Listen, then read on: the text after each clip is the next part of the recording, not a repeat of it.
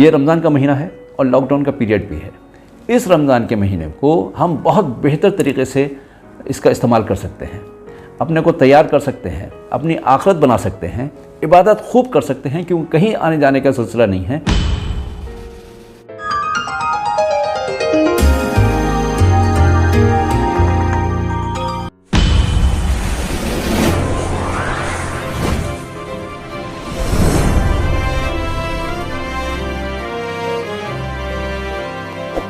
Subscribe now and press the bell icon. Never miss an update. आज मैं आपको एक कहानी सुनाऊंगा, एक शेर की, भेड़िए की और लोमड़ी की। हुआ यूँ कि एक शेर जब सुबह शिकार के लिए निकला तो उसने अपने साथ में भेड़िए और लोमड़ी को भी अपने साथ में ले लिया। हालांकि उसको उनकी कोई ज़रूरत नहीं थी, लेकिन जस्ट उनकी हौसला अफजाई के लिए उसने उनको साथ में ले लिया। कुछ देर के बाद में उसने कुछ शिकार किया और फिर उसके बाद में उसने भेड़िए से कहा कि ये जो शिकार हमने किया है उसमें एक नील गाय थी, दूसरा बकरा था और तीसरा एक खरगोश था। उसने भेड़िए से कहा कि तू इंसाफ के साथ में इन तीनों चीज़ों को बांट दे, तू मेरा कायम मुकाम है और बहुत ही इंसाफ से तू इसको बांट दे, हिस्सा लगा दे। भेड़िए ने कहा, आप चूँकि सबसे ज़्यादा ताकतवर हैं तो ये नील गाय आपके लिए, मैं बीच का हूँ तो इसलिए बकरा मेरे लिए, और ये खरगोश जो है वो लोमड़ी के लिए। शेर जो था उसको एकदम से गुस्सा आ गया। उसने कि मेरे होते हुए तू यहाँ पे मेरे तेरे की बात कर रहा है, ये तो बहुत गलत बात है। उसने भेड़िए को अपने सामने बुलाया और एक पंजे से उसको मार दिया, उसको ख़त्म कर दिया और उसकी खाल खींच दी।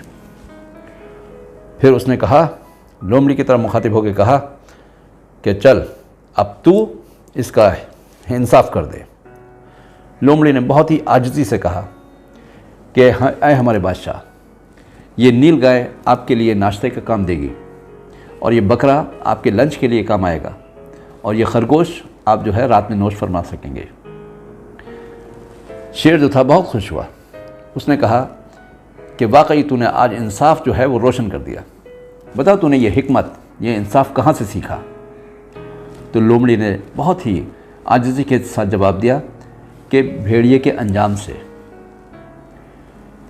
तो दोस्तों बात यह है कि भेड़िए के अंजाम से उसने ये सीखा कि अगर वो इस तरीके से वो अपना पराया करती है या ये आधा मेरा आधा तुम्हारा करती है तो वो कोई इंसाफ नहीं होगा, बल्कि उसने सभी चीज़ बादशाह के कदमों में डाल दी।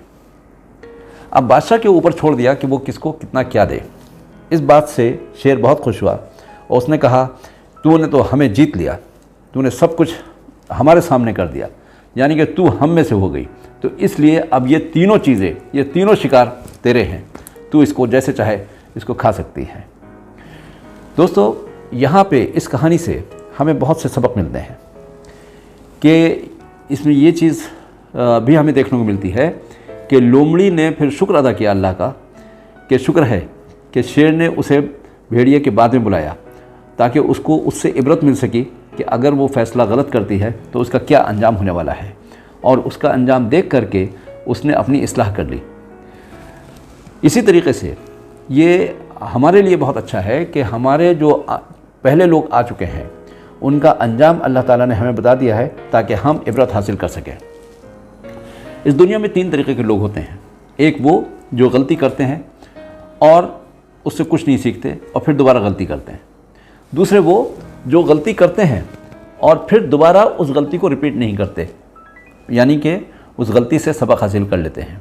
और तीसरे वो अक्लमंद लोग होते हैं जो दूसरे को गलती करते देखते हैं तो अपनी इस्लाह कर लेते हैं और वो गलती जो दूसरे ने की है वो दोबारा नहीं करते, और सही मानों में यही लोग अक्लमंद हैं। यहाँ कहने का मकसद क्या है कि इस कहानी से हमें बहुत से लेसन सीखने को मिलते हैं।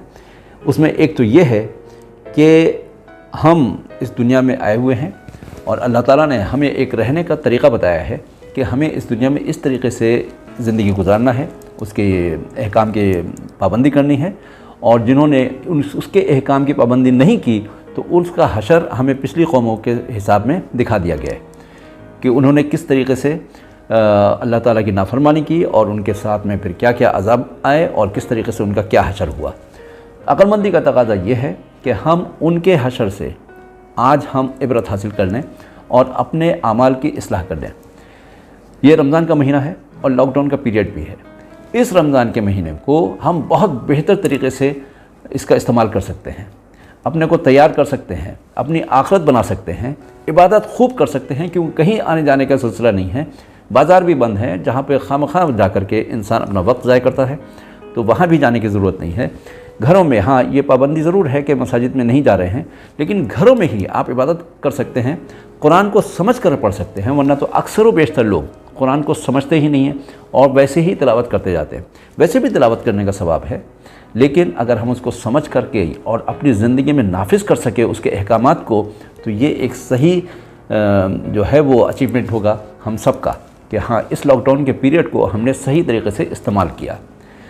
इसी तरीके से जो हमारे स्टूडेंट्स हैं उनके लिए भी एक लेसन है कि हम दूसरों से सीखें कि वो कैसे आगे बढ़े, यानी कि अपने एग्ज़ाम्स की तैयारी किस तरीके से करिए। आजकल जो है बहुत कंपटीशन बहुत टफ़ है और हर चीज़ में जो है एक दूसरे से सबकत ले जाने के लिए रेस लगी हुई है।